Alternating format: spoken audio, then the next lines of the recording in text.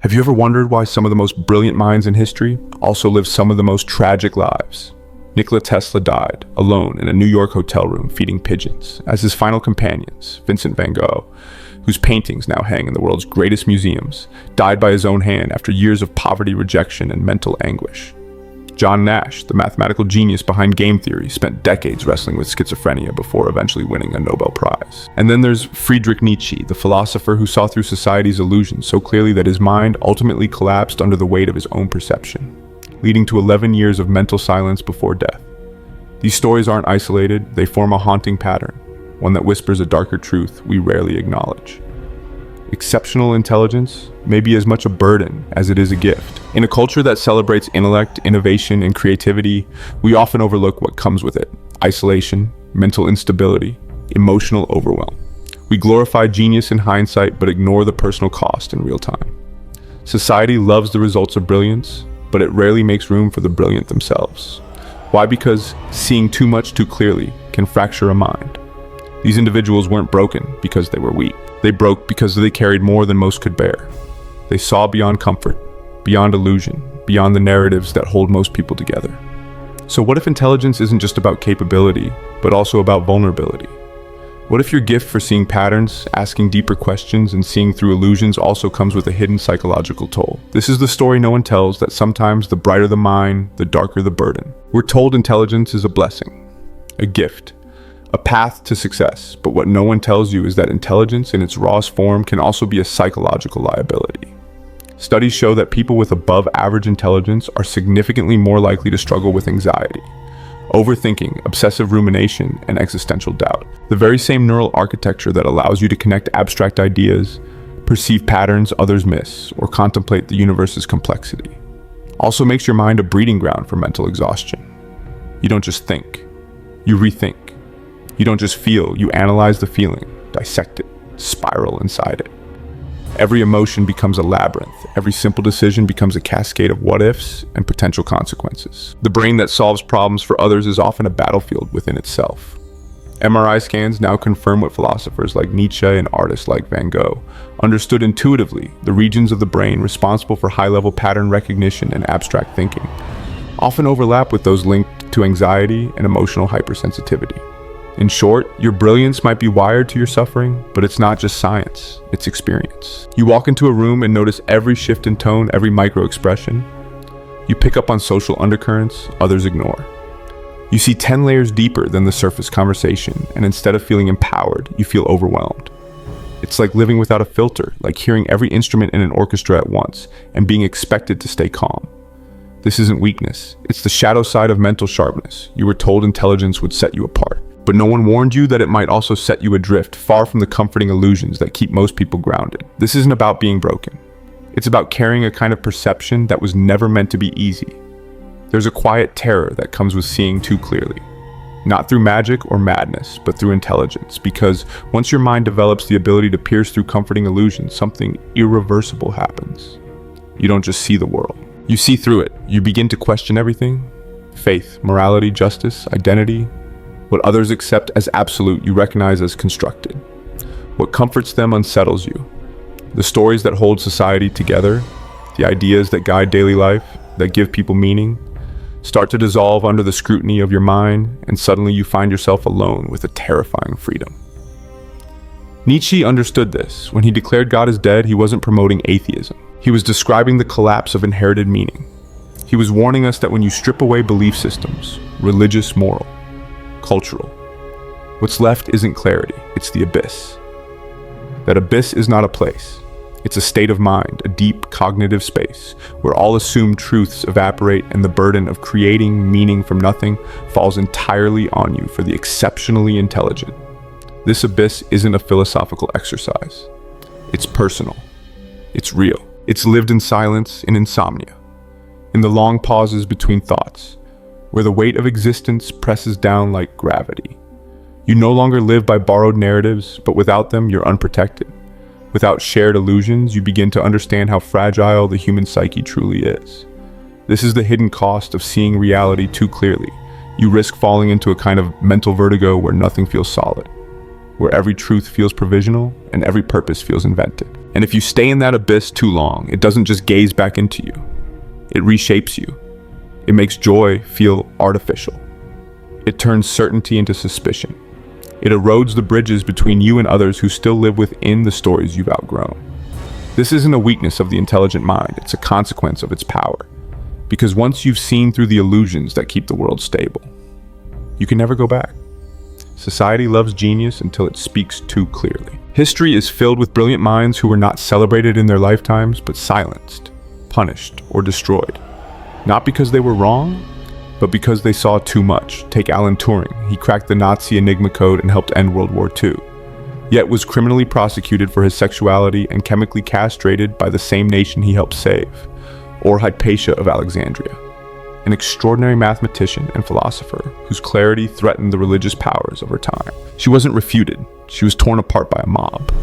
These weren't isolated tragedies. They are symptoms of a pattern that echoes across centuries. Society is built on shared stories, moral codes, political ideals, cultural rituals. These narratives keep people connected, but those with exceptional intelligence often see the cracks beneath them. And when they speak, when they pull back the curtain, they aren't welcomed as prophets. They're branded as threats. Because to see too clearly is to destabilize what others rely on to feel safe. It's not just about disagreeing with the world, it's about making the world feel exposed. And when that happens, even the most brilliant minds become dangerous. Not because they hold weapons, but because they hold clarity. And clarity is more terrifying than chaos when it threatens collective comfort. That's why society often turns its back on those who see beyond the surface, not out of hate, but out of fear. So if you've ever been rejected, not for what you did, but for what you understood, know this: you are not alone. You're standing in a long lineage of those who spoke the truth too soon, saw too deeply, and paid the price for being awake in a world that prefers dreams. Most people don't realize how much of their sanity depends on not thinking too deeply. From childhood, we're handed ready-made answers about what's right and wrong, what life means, where we came from, where we're going. These beliefs aren't just comforting, they're stabilizing. They function like invisible guardrails, guiding behavior, softening uncertainty, giving shape to a chaotic world. But what happens when you're too intelligent to believe the story? When your mind pierces through the narratives others depend on, when you begin to see morality as relative religion, as metaphor, justice as inconsistent, and meaning as man-made. Those guardrails begin to collapse, and with them goes the psychological structure that most people unconsciously lean on to stay balanced. For the exceptionally intelligent, this is the hidden cost of clarity, the loss of the illusions that keep life emotionally manageable. You don't have the comfort of believing everything happens for a reason.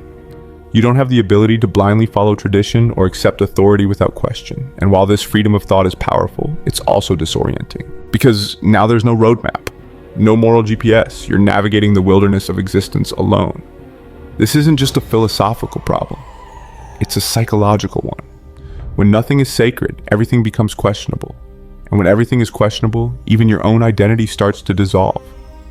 The floor drops out. The meaning that held you up begins to fade. You're not just thinking more deeply, you're feeling less grounded. Nietzsche called it the death of God, not in the theological sense, but in the existential one, the collapse of inherited meaning. And when that meaning vanishes, it's not just confusing, it's terrifying. Because without those guardrails, the abyss isn't just beneath you, it's within you. It's 3:00 a.m. The world is asleep, but your mind isn't. It's alive, restless, running loops of thought that refuse to be silenced. This isn't ordinary insomnia. This is the price of an exceptional mind, a consciousness that refuses to sleep while others drift easily into rest. Your thoughts multiply, one idea spawns another. A question leads to 3 more. Memories, predictions, possibilities, regrets. They all arrive uninvited, pulling you deeper into yourself. This is the hidden torment of high intelligence. You can't stop thinking. Modern neuroscience confirms what Nietzsche once hinted at.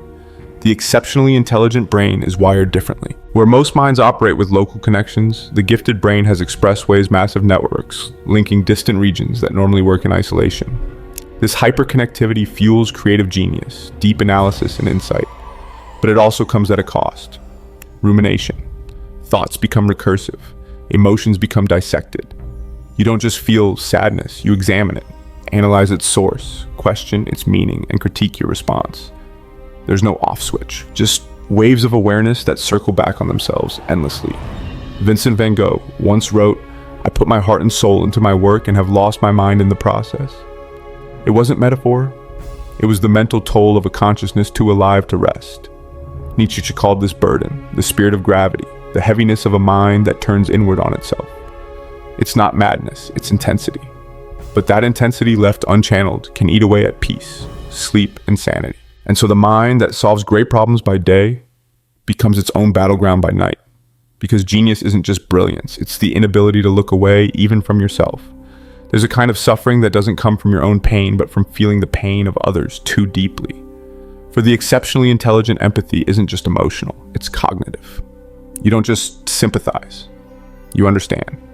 You see the systems, the causes, the ripple effects. And once you see it, you can't look away. Most people can mentally protect themselves. They hear of tragedy and move on. They forget their minds filter what their hearts can't carry, but the gifted brain struggles to forget. It holds the suffering of others like data analyzed, expanded, and re-experienced in looped awareness. It sees the starving child and imagines the long-term impact. It hears the news and maps the pattern. It walks through the world feeling too much. Not because it wants to, but because it can't help it. This kind of empathy is often mistaken for weakness, but it's not. It's the side effect of a brain that's too awake. Nietzsche warned us of this burden, the psychological weight of seeing everything with terrifying clarity. Today, psychologists confirm the connection. Individuals with higher intelligence often display greater empathic distress. They feel global suffering not as abstraction, but as personal grief. This emotional overload doesn't just exhaust the heart, it can paralyze the will. How do you function when you feel the weight of the world and know just enough to understand your own powerlessness? This is the tragedy of profound perception. It grants you insight without always giving you influence. And so the mind collapses under a pressure it was never meant to carry alone. But this pain, this piercing empathy is not a curse. It's a call to channel that insight into something greater. Because if you feel more, you must create more. Not just to survive it, but to give it meaning. When the mind sees too much, feels too deeply, and understands what others refuse to confront, it needs a way to survive itself. And for the exceptionally intelligent, that survival often begins with one word: creation. Nietzsche called it giving birth to a dancing star. He didn't mean art as luxury or leisure, he meant it as lifeline, a way to hold the chaos without being consumed by it. Because when your thoughts are too vast to express in conversation, when your pain is too abstract to cry over, when your vision doesn't fit inside the world as it is, you don't speak it, you shape it into color, into sound, into structure, into story. Throughout history, the greatest minds didn't just endure suffering, they transfigured it. Beethoven composed his final masterpieces in complete silence, having lost the ability to hear Van Gogh painted light in ways no one had seen before while battling relentless psychological torment. Ramanujan pulled mathematical truths from dreams and visions that transcended logic. Their pain did not defeat them. It became the medium through which they communicated what the world couldn't yet understand. Modern neuroscience confirms what they all intuited. Creativity reorganizes the brain. It turns spiraling thoughts into structure. It turns emotional chaos into aesthetic order. It engages regions of the mind that balance emotion with logic, turning the very patterns that cause suffering into blueprints for meaning. For the intelligent mind, creativity is not just catharsis, it's integration. It's how the unbearable is made bearable. It's how the unspeakable is given form, and in that form suffering is no longer meaningless. It becomes a gift, a message, a contribution. The artist, the thinker, the builder, the innovator. Each is an alchemist, not because they escape darkness, but because they use it. So if you've ever wondered why you feel more, why you struggle more, why your mind never seems to rest, maybe it's not because you're broken. Maybe it's because you're holding raw material the world hasn't yet seen shaped. And maybe the very weight that threatens to crush you is also the pressure that forges the masterpiece you were meant to create. Because for minds like yours, creation isn't a choice. It's a form of survival. There comes a point for every exceptionally intelligent mind, a crossroads. One path leads to collapse, the other to creation. One to break down, the other to integration, and the difference between the two is not intelligence, but what you do with it. Brilliance alone does not protect you. In fact, it often isolates you, burdens you, shatters the illusions that keep others steady. You see the cracks in the world, the contradictions in society, the fragility of meaning, and without something to anchor it all, the mind begins to turn inward to consume itself. This is what happened to Nietzsche. His intellect was unmatched, his vision razor sharp, but he had no system to contain the intensity. no framework to process the abyss he had uncovered, and in the end it swallowed him. But contrast that with someone like John Nash. He too walked the razor's edge between genius and madness. Yet later in life he developed what he called a diet of the mind, a way to filter, to redirect, to engage selectively with his own thinking. He didn't try to shut his mind off. He learned to navigate its terrain, and in doing so, he returned not to normalcy, but to brilliance with balance. That's what integration means. It doesn't mean suppressing your thoughts. It means organizing them. It means building internal structures that can carry the weight of your own perception. It means finding tools, creativity, philosophy, community, routine that keep your intellect from becoming your enemy. You cannot silence a powerful mind, but you can train it. You can learn to pause instead of spiral, to question without collapsing, to feel deeply without drowning. Integration is what separates the tortured genius from the visionary leader. It's not just about what you see, it's about whether you can hold what you see without breaking. Because the truth is, most people don't need integration. They live within ready-made answers. But if your mind is tearing through the veil of illusion, if your perception is pushing beyond the comfortable, then integration is no longer optional. It is the only thing that will keep your brilliance from devouring you. Breakdown or breakthrough, chaos or form. The mind you build inside determines which path becomes your legacy. There's a silent price to seeing clearly in a world built on illusion, and it's almost always social. When your mind begins to see through the stories society depends on, you're no longer just an observer. You're a threat to the comfort of the collective, and the clearer you see, the more isolated you become. Edward Snowden saw the surveillance machine for what it was. He understood the magnitude of its deception, its ethical rot, and chose to speak. For that he lost his country, his home, his freedom. Galileo dared to say that Earth was not the center of the universe, and for that he was sentenced to silence. These aren't just stories from history, they are reminders. Clarity can exile you. Why? Because human societies are built on shared narratives. Moral, political, religious, even economic. They give people structure, meaning, belonging. But the problem with shared stories is that they resist scrutiny. They survive not because they are true, but because they are useful. And when you challenge them, when you see too far, you create a disturbance. You become inconvenient, uncomfortable, unwelcome. Nietzsche called this the herd instinct, the tendency of groups to prioritize cohesion over truth. It's not evil, it's survival. But what happens to those who can't unsee, who won't conform, who choose truth over acceptance? They become outliers, sometimes heroes, often pariahs. Frances Haugen, the Facebook whistleblower, understood this. She didn't just understand the data, she understood its consequences. She knew that sharing it would make her an enemy to a powerful system. And she did it anyway. Not because it was safe, but because it was right. This is the social cost of seeing clearly. You may have to walk alone. You may be misunderstood, ridiculed, or erased. Not because you are wrong, but because you are disruptive, and so the intelligent must choose, join the illusion and belong, or speak the truth and risk exile. But in that solitude, something rare is born. Not just rebellion, but integrity. Not just insight, but courage. And maybe, just maybe, a legacy. Because while society fears those who see too clearly, history remembers them. At the edge of collapse, there is one final choice left: for the exceptionally intelligent to be devoured by chaos, or to shape it into something that transcends the pain. Friedrich Nietzsche understood this intimately. He didn't just warn us of the abyss, he stood in it. And though he eventually succumbed to his own mind, he left behind something rare, a blueprint for how to survive the burden of awareness. One must still have chaos in oneself, to be able to give birth to a dancing star, he wrote. And in that line is the final redemption creation, Beethoven deaf and discarded by life's fairness, composed symphonies that stretched the emotional range of the human spirit. Temple Grandin misunderstood, for her autism revolutionized animal welfare by embracing how differently her mind saw the world. John Nash learned to live with the architecture of madness, not by erasing it, but by mastering how he engaged with it. These were not survivors in the traditional sense. They were alchemists of consciousness. Modern neuroscience now affirms what these souls intuited. Creativity is more than expression. It is regulation, healing, and meaning-making. It converts overthinking into insight, empathy into vision, and mental noise into focused artistry. It is the vessel that gives chaos a container. It's how the exceptional mind remains whole. But here's the truth. No one tells you this. Redemption isn't automatic. It requires discipline. It demands that you confront yourself, that you use what was meant to break you as raw material. It's not about pretending the darkness isn't there.